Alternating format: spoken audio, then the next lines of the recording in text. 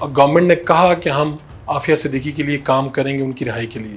کیا ہونے جا رہا ہے, مستقبل کیا ہو سکتا ہے, انہیں سے جانتے ہیں. آپ کا بہت بہت شکریہ, آپ نے وقت دیا. آپ پاکستان کی واحد سیاسی جماعت ہوں گی جنہوں نے حکومت کے سامنے عملی طور پہ یہ مطالبہ رکھا ہے. عافیہ صدیقی صاحبہ کے بارے میں بہت سی باتیں کی جاتی ہیں, اصل معاملہ کیا ہے؟ یعنی مطالبے تو بعد میں آئیں گے, ڈاکٹر عافیہ صدیقی کا معاملہ کیا ہے؟ لوگ کہتے ہیں کہ ان کے جو جرائم ہیں وہ بہت زیادہ ہیں. بسم اللہ الرحمن الرحیم. بہت شکریہ فاروق بھائی.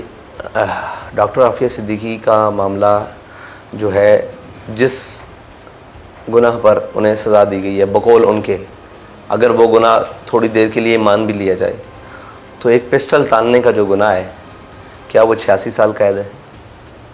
ان تمام چیمپئنز کے لیے یہ سوال ہے جو انسانی حقوق کے چیمپئن ہیں دنیا میں, اور وہ جو حقوق نسواں کے اوپر اربوں روپے خرچ کر رہے ہیں. وہ کس مقصد کے لیے کر رہے ہیں وہ تو مقصد علیحدہ ہے, لیکن ان سے سوال ہے کہ کیا پسٹل تاننے کی سزا کسی امریکی کو بھی امریکہ میں 86 سال سنائی گئی ہے؟ اور دوسری بات یہ ہے کہ دنیا میں کہیں اس کی نظیر ملتی ہے کہ کسی بھی مجرم کی, جس کی صرف ان کے نزدیک گناہ یہ ہے کہ اس نے پسٹل چھینا ہے یا تانا ہے, بقول ان کے اگر ایک گناہ مان لیا جائے, ہم تو بے گناہ سمجھتے ہیں اس مسئلے میں, ہم تو بے گناہ اس مسئلے میں سمجھتے ہیں ان کو, لیکن ان کی کسٹڈی میں ان کے اوپر پسٹل تانا, اور وہ گولیاں بھی لگی ڈاکٹر عافیہ صدیقی کو, جو ان کی رپورٹ ہے, ایک فیک رپورٹ ہے, اس کے مطابق بھی دنیا میں کوئی ایسی مثال جس پر 86 سال قید سنائی جا سکے. پھر اس میں سے 23 سال, تقریباً 23 سال اور اس سے زیادہ عرصہ وہ اپنی قید کا گزار چکی ہیں, اور پھر ان کے ساتھ 23 سال ان کے بیٹے کے, جس کی اس وقت عمر شاید 6 سال تھی. یہ دونوں کی عمر ملائی جائے تو یہ کہاں بنتی ہے؟ تقریباً 46 سال عمر بنتی ہے. 46 سال قید ان کے اس جرم کے مطابق گزار چکے ہیں, تو 86 سال یہ تو مجموعی قید سے بھی تقریباً آدھی قید سے تو زیادہ گزر چکی ہے. آپ یہ سمجھتے ہیں کہ وہ گناہ جو انہوں نے کیا نہیں اس کی سزا تو وہ بھگت چکے ہیں, اور اس کی سزا ایسے کیسے ہے یہ پہلے ثابت کریں.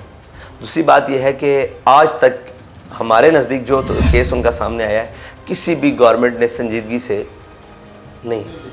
ابھی جو عافیہ صاحبہ کے وکیل ہیں انہوں نے آ کر ایک طریقہ کار آپ کے وزیر اعظم پاکستان کے سپرد کیا ہے, انہوں نے اس کو بھی کانفیڈینشیل کر دیا.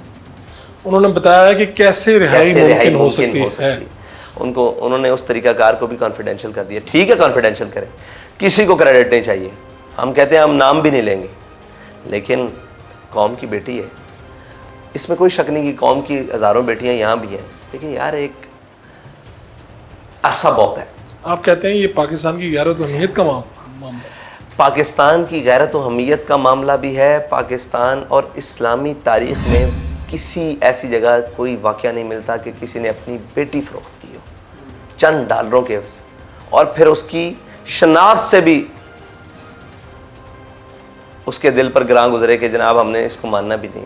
یہ جو ہے, تو آپ نے پاکستان بچاؤ مارچ کیا, اس کے بعد جب آپ حکومت کے ساتھ آپ کی مذاکراتی کمیٹی بیٹھی تو اس میں یہ مطالبہ رکھا. یہ مطالبہ تو ہم کراچی سے لے کر چلتے ہوئے آئے یہاں پر. اب حکومت نے اس پہ کیا آپ سے حکومت نے کہا ہے جی آپ ہمیں طریقہ کار بتائیں ہم کیا کر سکتے ہیں. تو پھر اس کے لیے ہم نے ڈاکٹر فوزیہ صدیقی صاحب سے رابطے میں ان کو انہوں نے کہا جی اس کے لیے آپ خط لکھے ہماری وزارت خارجہ, پھر اس کا اسٹیٹس بحال کرے.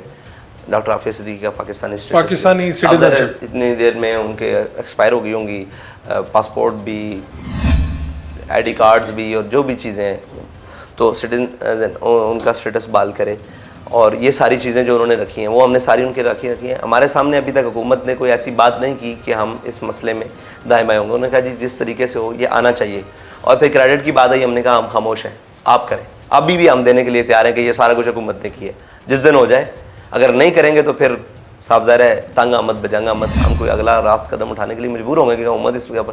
اور یہ قوم کی غیرت کا مسئلہ ہے, قوم کی اہمیت کا مسئلہ ہے, ملی مسئلہ ہے, ایک پورا قومی پاکستانی قومیت کا مسئلہ ہے. یار جو گالی دے کر ہمیں کیا ہوا ہے کہ یار آپ ان کی بات کرتے ہو, یہ تو امریکہ کے ویزے کی خاطر, ان کے منہ پر کوئی ایسی بات انہوں نے کیوں کی ہے؟ ایسی وجہ سے ہی کی ہے کہ یار اپنی بیٹیوں کے لیے کوئی نہیں بولتا, اپنی اہمیت کے لیے نہیں. اور آپ مجھے تاریخ میں بتائیں کسی نے بیٹی بیچی ہو, اور نہیں کسی نے اپنی بیٹیوں کو ماننے سے انکار کر دیا.